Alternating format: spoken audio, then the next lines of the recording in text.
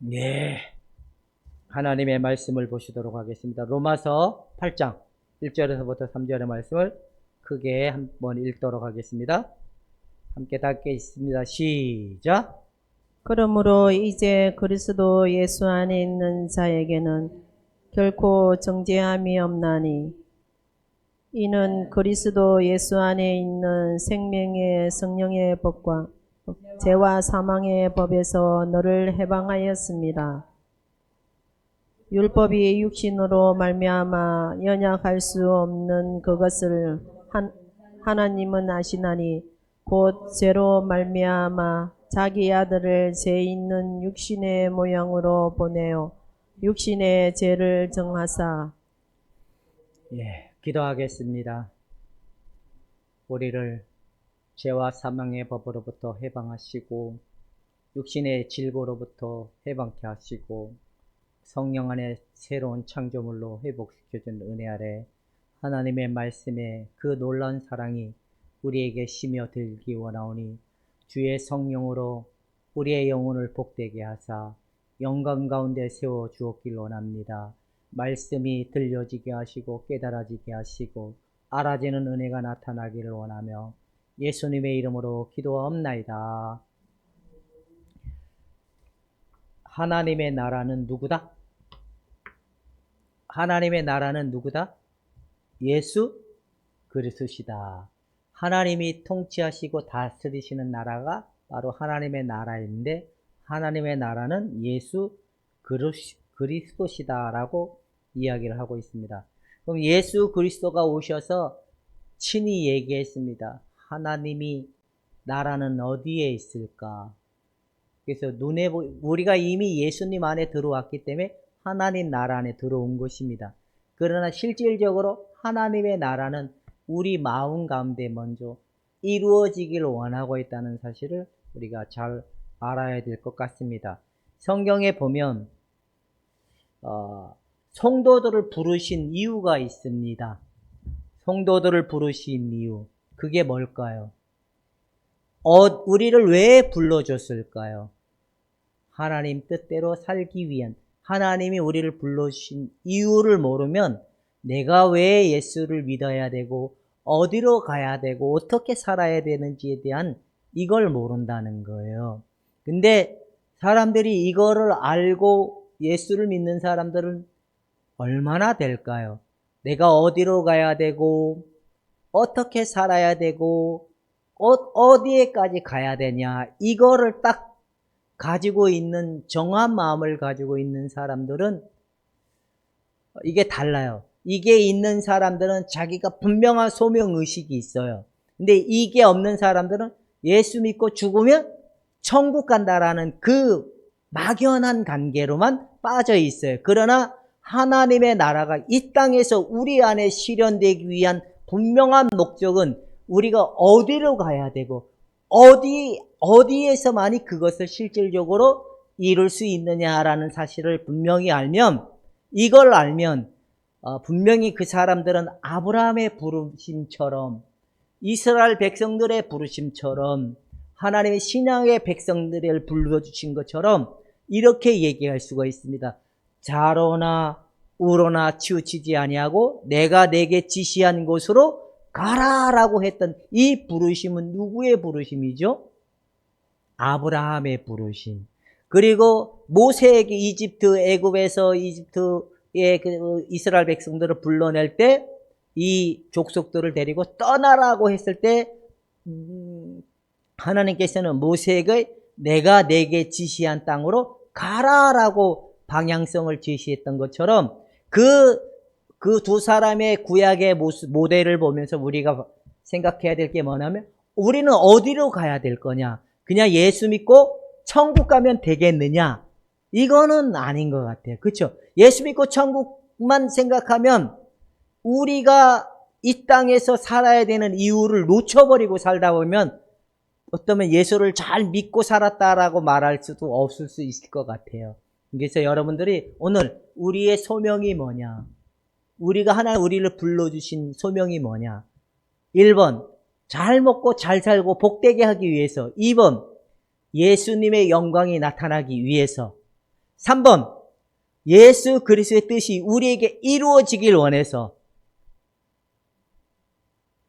몇 번일까요? 3번, 박수아가 대표로 3번이라 했기 때문에 다 똑같은 동일한 대답이라고 생각이 듭니다.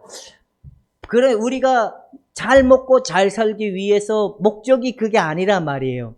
예수 그리스도께서 우리를 불러주신 것은 우리 마음에 하나님의 나라가 실현되기를 원하는 게 하나님의 뜻이라는 거예요. 그러면 하나님의 나라는 무엇으로 통치할까요? 1번, 권능으로. 2번, 번개와 우레와 같은 걸로. 3번, 말씀으로.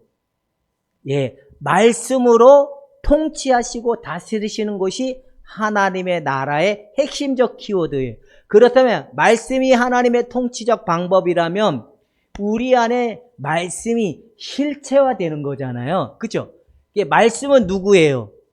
예수 그리스도. 또 말씀은 뭐예요? 하나님의 법이잖아요. 또 말씀은 또 뭐예요? 하나님의 약속이잖아요. 그리고 언약이시잖아요. 말씀은 또 뭐예요? 사랑이잖아요. 그래서 실질적으로 죽으시고 부활하셔서 오신 성령이 우리 안에 무엇을 이루기 위한 부르심의 목적이다? 하나님의 말씀에 의해서 말씀으로 말미암아 살아가는 삶이 되길 원해서 우리를 불러주셨다는 사실을 먼저 우리가 정리를 하고 가야 되겠습니다. 이제 여러분 하나님이 우리 안에 예수님의 인격이 실제화되기를 원하고 있구나라는 사실이 가장 크게 생각하면 그거라는 겁니다. 그래서 우리의 옛사람의 인격은 맨날 뭐만 하는 것밖에 없다? 죄 짓는 것밖에 없다. 그래서 누군가가 나를 기분 나쁘게 하면 저 사람은 좋은 사람, 나쁜 사람? 저 사람이 나를 기분 좋게 하면 저 사람은 어떤 사람? 다 누구의 관점이죠? 나의 관점. 그러니까 나의 관점으로 우리가 살다 보면 결국에는 참 평안을 얻는다? 그건 없을 것 같아요. 그래서 우리는 진짜의 그리스도인이라면 부르심, 우리 안에 하나님의 말씀이 실제화되기를 원하는 게 하나님의 부르심 목적이구나. 근데 이거는 수고하고 땀을 흘리고 율법을 따라가서는 되지 않는다. 우리가 지난주 얘기했습니다. 오직 이것은 무엇으로만이 가능하다? 성령의 능력으로만이 가능하다. 여러분, 예수 믿는 사람들은요, 한번 나같이 읽겠습니다. 시작!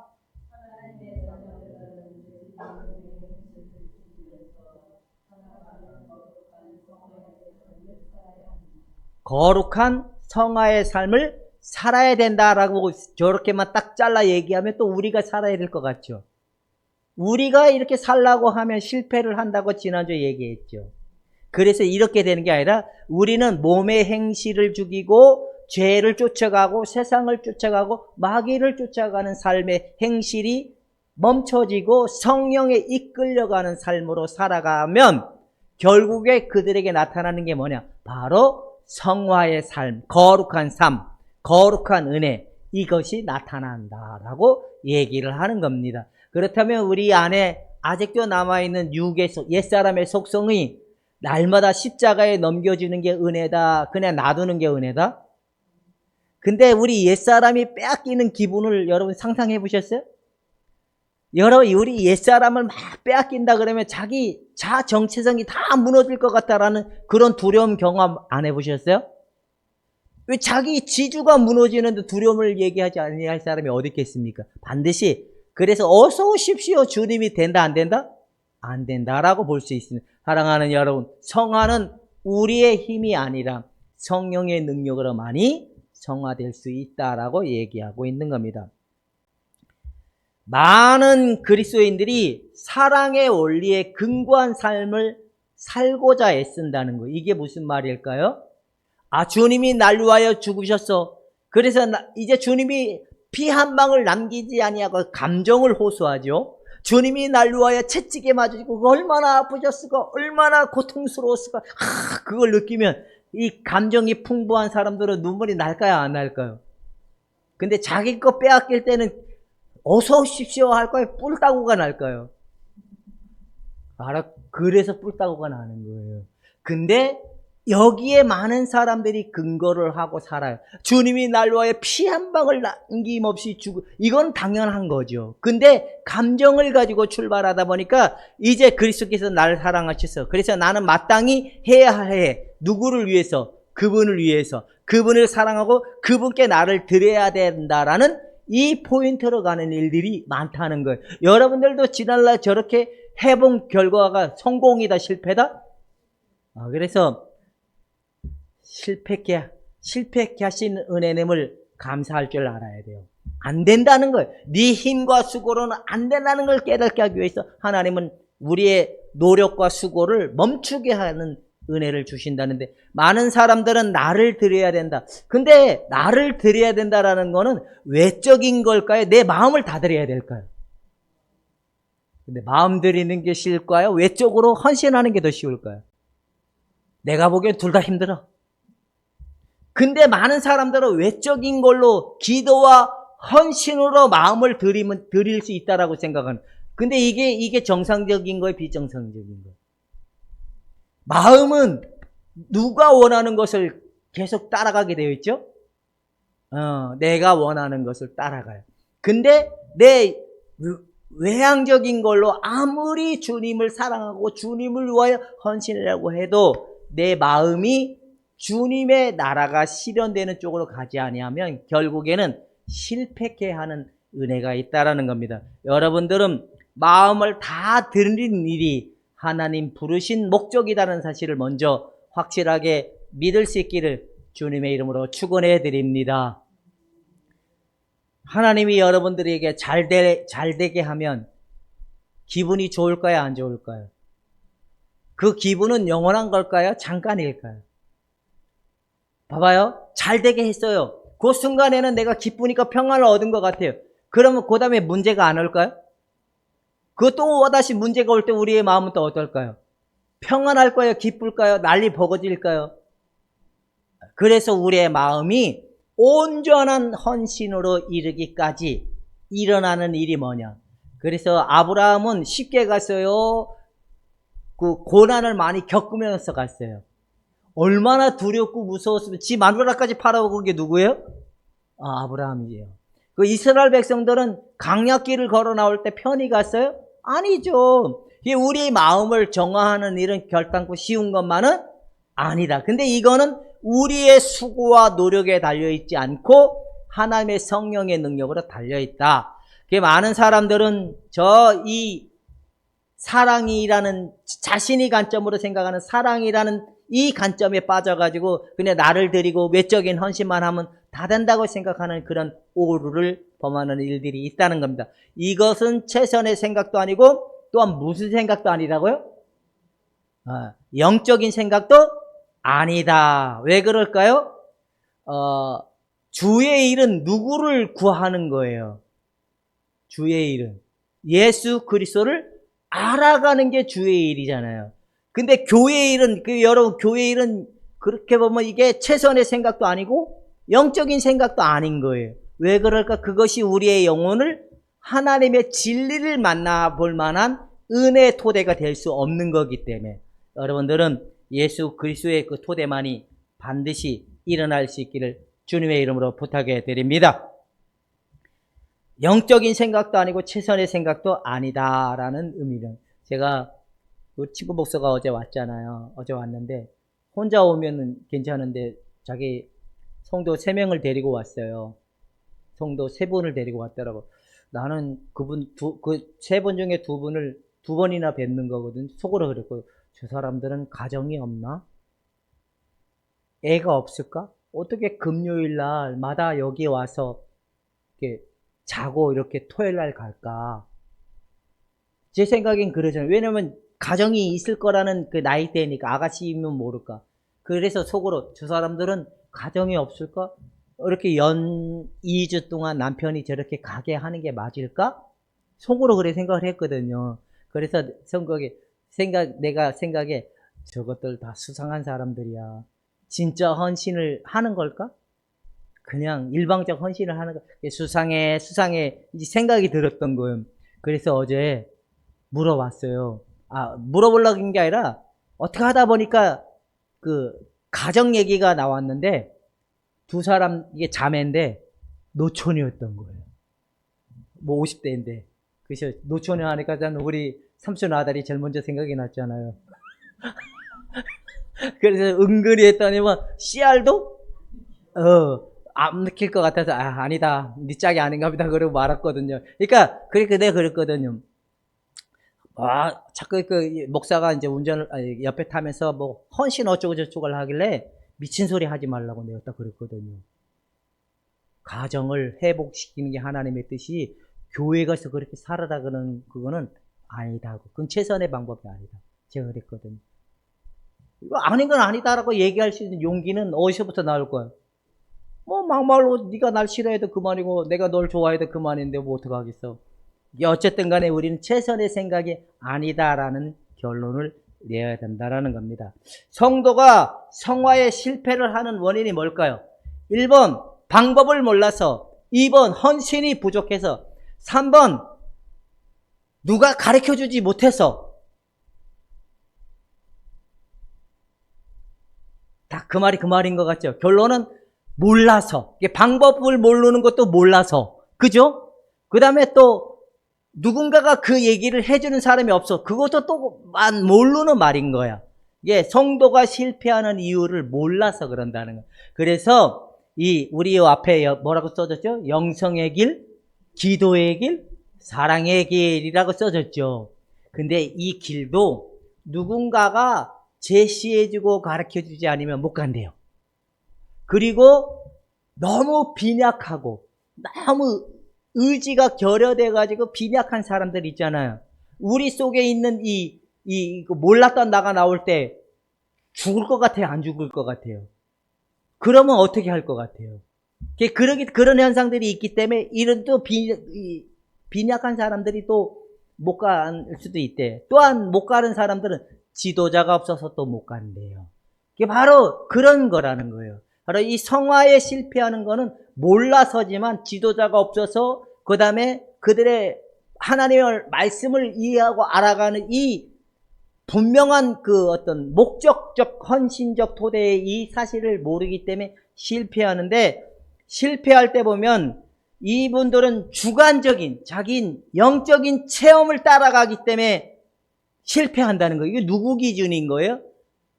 객관적인 거라는 거는 성경에서 말하는 사실을 따라가지 않고 자기 주관적인 경험과 주관적인 방법을만 고수하려고 하다 보니까 실패한다는 거예요. 근데 성경에서 제시하는 이 성화의 원리는 뭐냐면, 그리스도와 연합되어 있는 그들은 신비적 은혜를, 그래서 바울이 이렇게 얘기하잖아요. 창세전에 선택한 그들을 부르시고, 예수 안에 부르신 그들을 또한 뭐라 여기시고? 의롭다 여기신 그들을 영화롭게 하는 길로 이끌어 간다라고 얘기하고 있는 겁니다. 사람들은 제일 무서운 게 뭐냐면 세뇌가 제일 무서운 것 같아요. 목사에게 세뇌당하고. 여러분, 제가 가끔가다 여기 오면 유튜브 보거든요. 보면 전쟁터야. 여러분, 그 유튜브가 전쟁터인 거 아세요?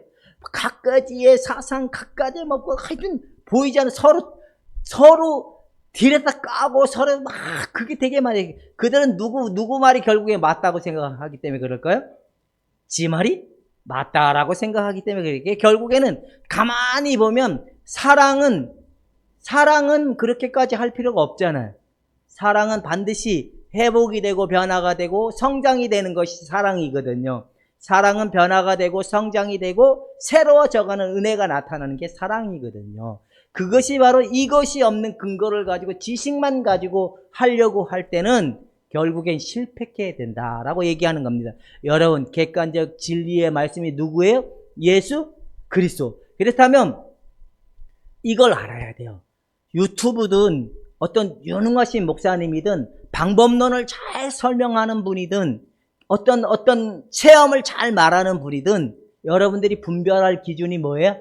저기 속에 예수 그리스도가 보이게 하느냐, 예수 그리스도를 통하여 우리에게 실현될 수 있는 것을 보여주는 관점이 있느냐 없느냐. 이게 보이면 그 사람들은 대단한 거예요.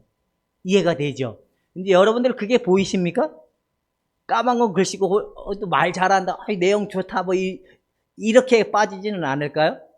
그러니까 그 속에 예수 그리스도의 죽으시고 부활하신 예수 그리스도가 우리에게 실현돼 가는 그 관점이 보여주는 그런 영상이나 설교는 괜찮은 거지만 그게 없이 자꾸만 거기에 텍스트에 그 틀 안에 그 사람들의 눈과 귀를 갇혀지도록 만드는 거는 굉장히 위험한 발상이다 라고 얘기하는 거예요. 이해가 가죠? 그러면 저는 여러분들에게 이 박스 안에 여러분들을 가둬놓으려고 이 영성의 길, 기도의 길, 사랑의 길에다가 여러분들을 가둬놓으려고 계속 요 고집만 피우고 있나요? 아니면 예수님이 실제 우리 안에 어떻게 실현되도록 보여주고 제시하고 가르쳐주고 그게 보여지고 있는지 한번 나는 이 목사님 맨날 이 사랑의 길, 기도의 길만 해서 그거밖에 모르겠다. 근데 예수님이 조금씩 보인다. 그러면 돼. 예수님이 조금씩 보이는 부분만 한번 이렇게 수아가 대표로 한번 얘기해 보도록 하겠습니다. 목사님의 설교의 내용을 통해 예수님이 보여지게 해서 나도 예수님이 조금씩 보여지는 것 같다. 그러면 손을 들고 예수님이 안 보이는 것 같다 그러면 손을 안 들어도 돼요. 안 보여요? 들고 싶은데 내 마음에 물어보는 확신이 없는 것 같죠? 그게 6번이거든요. 확신이 없으니까. 근데 우리는 예수님이 보여지는 게 뭐냐면 심령이 가난한 자는 복이 있나니 천국이 저희 것이요 마음이 온유한 자는 복이 있나니 땅이 기업으로 받을 것이요 그 다음에 깨끗한 자는 누구를 볼 것이며 하나님을 볼 것이며 하나님을 본다라는 게 뭐예요? 하나님의 말씀에 예수 그리스도 그 사랑이 보여지는 은혜가 우리 속에 나타나는 게 바로 하나님의 특별한 은혜를 입은 사람이다라고 성경에는 얘기하고 있는 거고 이들을 하나님이 불러주시고 방향성을 제시하고 있다는 사실을 놓치지 말기를 주님의 이름으로 축원해 드립니다. 이해가 되십니까? 심령이 가난한 자가 복이 있고 깨끗해야지만이 누가 보이는 거예요?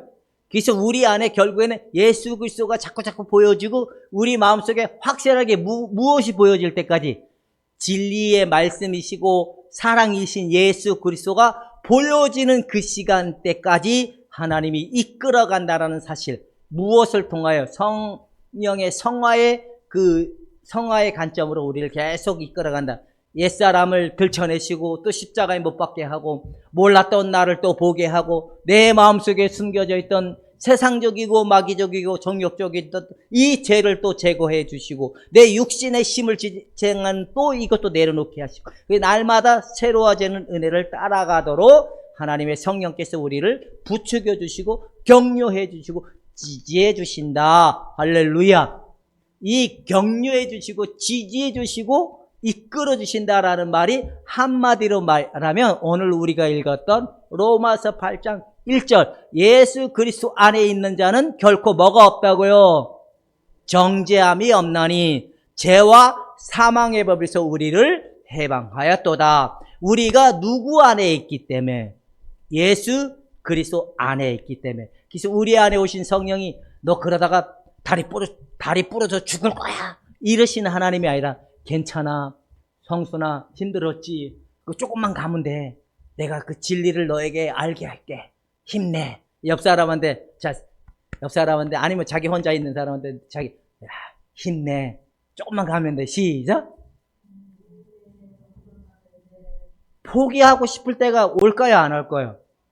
와요. 저도 그랬거든. 그래서 제가 오늘 아침에 하나님 우리 안에 이 예수님이 보여지면 성화가 끝나겠구나. 이 진리가 우리 안에 실제가 되는 그것이 성화의 끝이구나. 이 땅에서 우리가 완전주의서 이런 개념이 아니라 우리 속에 예수 그리스도가 보여지는 그것이 하나님이 이 땅에서 우리를 성화시키는 궁극적 이유다라고 얘기하는 겁니다. 사랑하는 여러분, 여러분들은 이제 여러분들의 체험도 아니고 어떤 지식적 방법이 아니고 날마다 예수 그리스도를 보여주는 은혜를 따라 성령을 따라가다 보면 하나님의 은혜 아래 이제 이런 일이 있다는 겁니다. 자, 나의 노력과 나의 의지로 죄를 이길 수? 그러면 우리는 단번에 변화와 성정이 아니라 뭐다? 점진적 성하다. 여러분, 어제와 오늘 내가 다르다면 이건 진짜인 겁니다. 어제와 오늘 내가 똑같으면 이건 수상한 겁니다. 여러분들은 그렇게 자기 자신을 평가해 볼 수 있길 바랍니다. 이제 자, 한 번 더 읽어봅시다. 시작.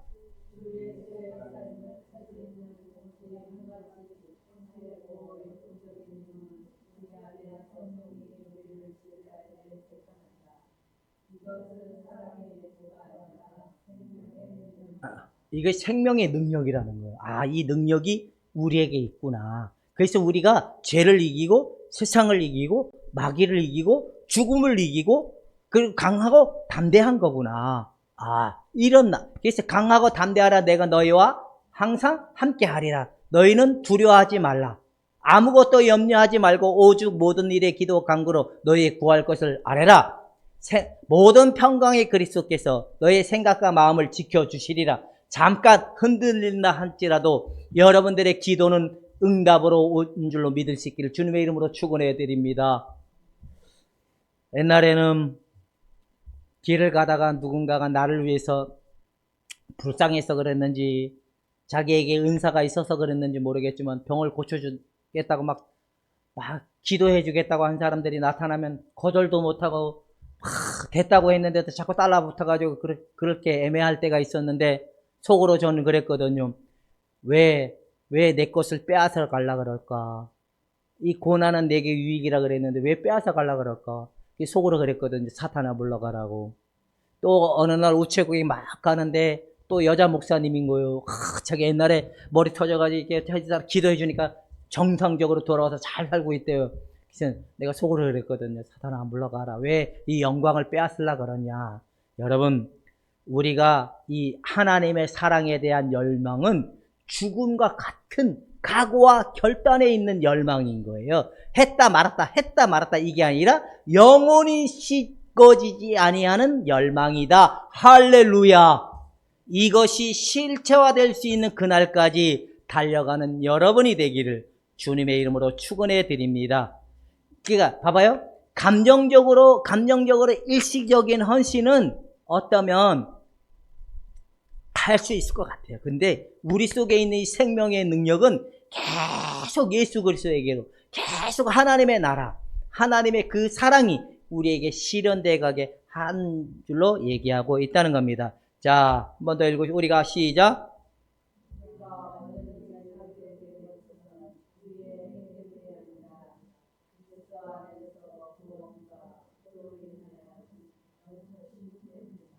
이 영적 신분, 우리의 행위와 노력이 아니라 하나님 안에 있는 자들에게는 하나님이 주신 신분이 뭐예요? 제일 신분을 첫 번째 생각을 했을 때 더 이상 우리에게 뭐가 없다? 정죄함이 없다. 자, 봐보세요. 옛날에는 점이 많아, 얼굴에. 예를 들어가지고 점이 많아. 그래서 피부과 가가지고 레이저로 점을 뺐어. 그러면 점이 보여요, 안 보여요? 옛날에는 한 10년 전에 우리 김순덕 권사님을 만났을 때는 얼굴에 점이 너무 많았어요. 그래서 10년이 지난 다음에 어느 날 딱 봤는데 얼굴에 점이 없어. 그게 어떻게 해야 점이 없어졌어요? 라고 물었는데 돈 좀 들였죠? 라고 얘기한다 할지라도 어쨌든 지난 날엔 점이 보였지만 지금 현재 점이 안 보이는 그게 바로 우리의 신분인 거예요. 지난날 우리에게는 죄도 있었고 사망도 있었고 죽음도 있었지만 우리는 더 이상 정죄함이 없는 자의 신분적 위치에 있다라고 얘기하는 겁니다. 그렇다면 자기 자신이 못마땅해 하는 것은 결국 누구를 부정하는 걸까요? 누구를 부정하는 걸까요? 자기 자신이 마음에 안 들어. 하나님이 우리를 의롭다 여겨주신 그 은혜를 부정하는 것과 똑같기 때문에 우리 윤희는 자기가 자신이 마음에 듭니까? 안 듭니까? 잘 안 들죠? 들어요? 혹시나 안 들으면 이거 하나님 나를 인정해 줬다는 사실 내가 부정하는 거구나. 이걸 믿지 않는구나. 이거와 똑같은 거기 때문에 더 이상 마음에 들지 않는 그런 꾸부렁꾸부렁 소리를 안 해줬으면 좋겠습니다. 여러분들은 굉장히 위대한 사람인 겁니다. 더 이상 이 신분은 행위와 노력에 따라서 바뀐다, 안 바뀐다? 안 바뀐다. 이 신분은 영원한 것이기 때문에 바뀌지 않습니다. 그래서 사람들이 이걸 모르면 어떻게 하죠? 구원에서 떨궈질까봐 두려워해요, 안 해요? 해죠. 구원받았냐 이 말이 제일 무서워. 그래서 구원파에 많이 가서 이게 그래가 이단들은 그 약점을 가지고 공략을 하는 거예요. 그러면 당신 죄 용서받았냐 이거 접근하거든요. 그러면 죄 용서받았는데 당신 죄 짓냐 안 짓냐 이렇게 얘기해요. 그러면 여러분들은 뭐라고 얘기하죠? 자기가 죄 짓는 게 보이니까 죄가 짓는, 그럼 당신은 구원을 못 받았다 얘기하는 거예요. 그런 식으로 공략하니까 그럼 어떻게 해야 되냐 이렇게 나오잖아요. 그래서 많이 가는 사람들이 이렇게 가는데 다 지옥 입구에 다 끌고 가는 것밖에 안 된다는 거예요. 이게 방법론이든. 근데 우리의 신분이 확실하게 보장됐다는 걸 믿으면 여러분 흔들림이 없는 사람이다. 이게 누구냐? 예수님 안에 신분을 얻은 자들이다라고 얘기하는 겁니다. 그리고 이제 짧게 두 번째는 예수님 안에 있는 자의 신분은 새로운 피조물이라는 거예요. 우리 안에 새로운 피조물이라는 이 말의 의미가 뭐냐면 우리가 옛것으로 살아가도록 옛날에 했잖아요. 근데 이제 우리는 누구의 것으로 살도록 부름을 받은 거죠? 성령을 따라 살도록 부르심을 받았기 때문에, 그렇다면 우리 마음에 누구의 마음이 심겨지는 게 하나님의 뜻인 거예요? 예수 그리스도의 마음. 그래서 너희 안에 예수 그리스도의 마음을 품으라고 했을까요? 품어졌으니까 예수님이 나오는 걸까요? 품었기 때문에 나오는 걸까요? 예수님의 마음이 우리에게 그렇게 됐기 때문에 예수님의 마음이 흘러나오는 걸까요?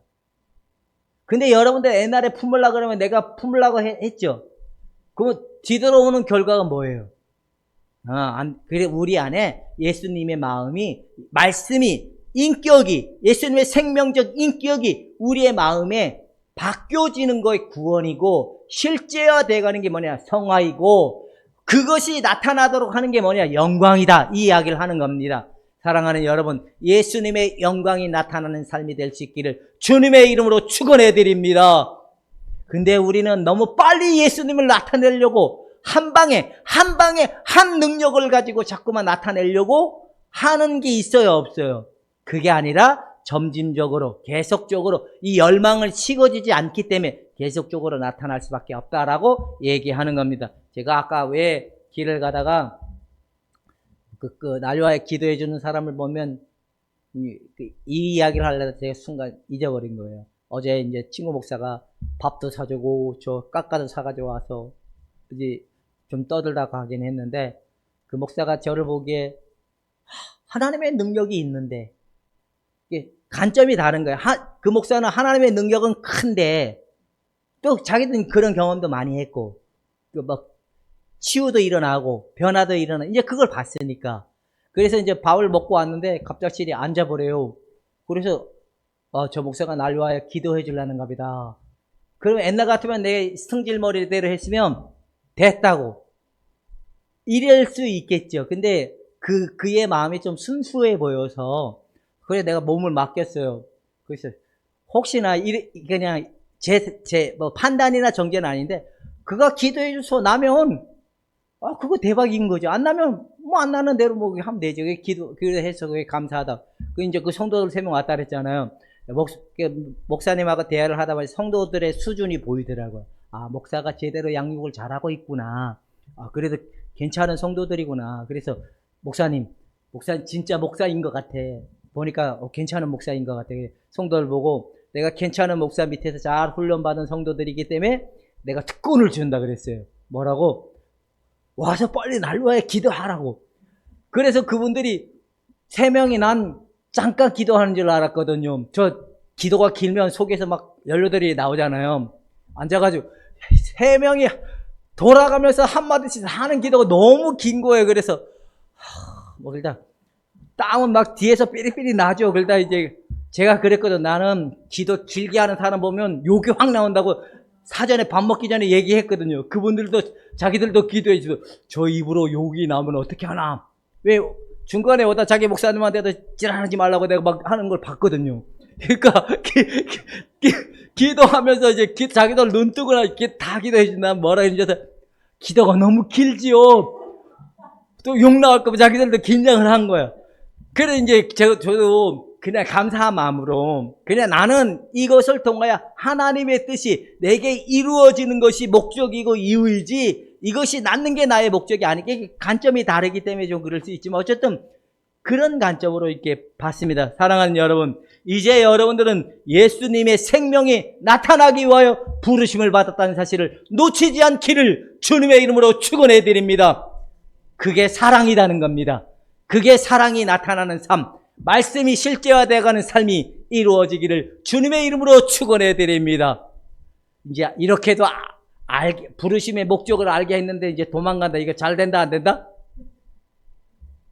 더 이상 안 가르쳐줬기 때문에 몰랐습니다. 이런 소리를 할 수 없는 이제 여러분들의 위치라는 걸 잘 깨달을 수 있길 바랍니다. 기도하겠습니다. 하나님 아버지, 부르신 목적은 예수님이 나타나시기 위한 목적이고 회복되기 위한 목적이오니 그 실체가 말씀의 그 뜻이 우리에게 일어나 회복되게 하여 주었길 원하며 예수님의 이름으로 기도하옵나이다. 아멘. 함께 일어나셔서